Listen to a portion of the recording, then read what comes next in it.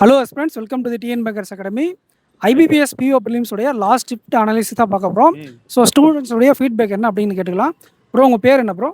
Sir, I am Prithvirajan. Okay okay. From Erode. ஈரோடுங்களா? பிகினரா இல்லை ரிப்பீட்டருங்களா? இல்லை சார், ரிப்பீட்டர் தான். ரிப்பீட்டருங்களா? சரி, எக்ஸாம் உங்களுக்கு எப்படி இருந்தது? எக்ஸாம் இந்த நம்ம ஸ்லாட் பார்த்தீங்கன்னா கொஞ்சம் மாடரேட் ஃபீல் தான். மாடரேட் தான். இங்கிலீஷ் கம்பேரிட்டிவ்லி ஈஸின்னு சொல்லலாம். ஓகே. ஒரு அக்யூரேசியாக 20 போடுற மாதிரி இருந்துச்சு. வேர்டு ஸ்வாப்பு அதெல்லாம் கொஞ்சம் ஈஸியாக இருக்க மாதிரி இருந்துச்சு. ஓகே. உங்களோட அட்டெம்ப்ட் என்ன bro? Attempt each section 20. Okay. 60 around. English 20, English 20, reasoning 20. ஓகேங்களா? இதுக்கு முன்னாடி நீங்க எழுதின பிஓ எக்ஸாமுக்கு இதுக்கு ஏதாவது வித்தியாசம் இருக்குங்களா? இல்ல, இது கொஞ்சம் மாடரேட் தான். மாடரேட் தான். ரீசனிங்ல பாத்தீங்கன்னா கொஞ்சம் ஒரு பசில் இதாயிடுச்சு. ஆப்டிடியூட்லயும் பாத்தீங்க அப்படின்னா கேஸ்லெட் 2 டிஏ கேட்டிருந்தாங்க. ஸோ டைம் கன்சியூமிங்கா இருந்துச்சு. பை சார்ட் டிஏ போட்டீங்களா? பை சார்ட் அட்டன் பண்ணல, கேஸ்லெட் எடுத்தேன். ஓகே. அது கொஞ்சம் இதா இருந்துச்சு. பார் கிராஃப்ல ஒரு 2 or 3 கொஸ்டின்ஸ் டைம் கன்சியூமிங்கா இருந்துச்சு. Okay okay. மற்ற ஸ்பீட் மேக்ஸ் பாத்தீங்கன்னா அப்ராக்சிமேஷன் மிஸ்ஸிங் நம்பர் ஈஸியாக இருந்துச்சு. குவான்டிட்டி கம்பேரிசன் ஈஸியாக இருந்துச்சு. அப்ளிகேஷன் 1 or 2 சம்ஸ் ஈஸியாக இருந்துச்சு. அர்த்தமெட்டிக் கொஸ்டின்ஸ் எல்லாம் எப்படி இருந்துச்சு? அது ஒரு செலக்டிவாக போட்டால் ஒரு 5-4 வந்து ஈஸியாக போட்டுடலாம். ஸோ பசில்லாம் எப்படி இருந்தது? பசில் பார்த்தீங்க அப்படின்னா ஈஸி பசில் இருந்தது. அந்த சீட்டிங் அரேஞ்ச்மெண்ட் கொஞ்சம் இதாக இருந்துச்சு. ஸோ அதில் தான் எனக்கு டைம் இதாகிடுச்சு. ஒரு 5 அட்டம் கம்மியாயிருச்சு அதை எடுத்து. Okay okay. ஸோ பசில் நான் கேட்ட வரைக்கும் எல்லாருமே ட்ரிக்கியாக இருந்ததுன்னு தான் சொன்னாங்க.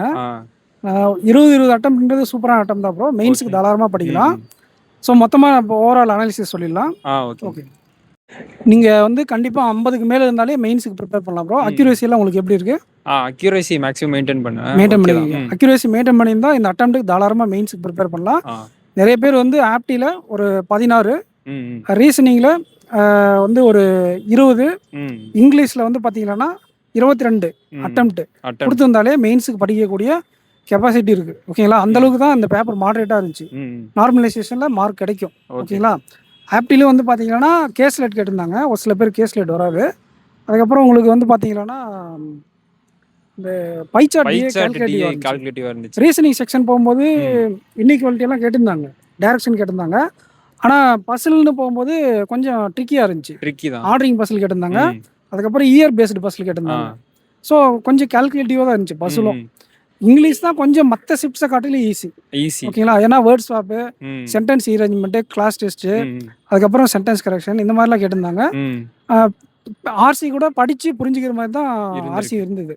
ஸோ இங்கிலீஷ் வந்து மற்ற ஷிப்ஸை விட ஓகேவான்ற மாதிரி இருந்தது. மற்றபடி ஆப்டி ரீசனிங் வந்து மாடரேட் லெவல். ஓவராலாக இங்கிலீஷ் செக்ஷன்ல நம்ம ஆல்ரெடி சொல்லிட்டோம். அட்டம்ப்ட் இங்கிலீஷ் செக்ஷன்ல 22லேருந்து 25 அந்த ரேஞ்சு. ஆப்டில 15, 16லேருந்து சூப்பரான 16லேருந்து 19 அந்த மாதிரி. ஓகேங்களா? ரீசனிங்க்கு 20 நல்ல அட்டம்ப்ட் தான். 20லேருந்து 24. மற்ற ஷிப்ஸ்லாம் 22, 23 இருந்துச்சு. இது கொஞ்சம் மாடரேட்டாக இருந்ததுனால 22லேருந்து உங்களுக்கு 20லேருந்து 25 அப்படிங்கிறது சூப்பரான அட்டம் தான். ஒரு சில பேர் 18 தான் அட்டம் பண்ணியிருப்பாங்க. ஆப்டில சேர்த்து அட்டம் பண்ணியிருப்பாங்க. ஸோ ஒரு செக்ஷனில் குறைச்சி ஒரு செக்ஷனில் அதிகமாக அட்டம் பண்ணால் பிரச்சனை இல்லை. உங்களுடைய மார்க் 50க்கு மேலே இருக்குது அப்படின்னா, 49, 50க்கு மேலே இருக்குன்னா தாராளமாக மெயின்ஸுக்கு படிக்க ஆரம்பிச்சிருங்க. கரண்ட் அஃபேர்ஸ் சைட் பை சைடாக ப்ரிப்பேர் பண்ண ஆரம்பிச்சிருங்க. ஸோ ஆஸ்பிரண்ட்ஸ், இந்த வீடியோ உங்களுக்கு யூஸ்ஃபுல்லாக இருந்திருக்குன்னு நினைக்கிறேன்.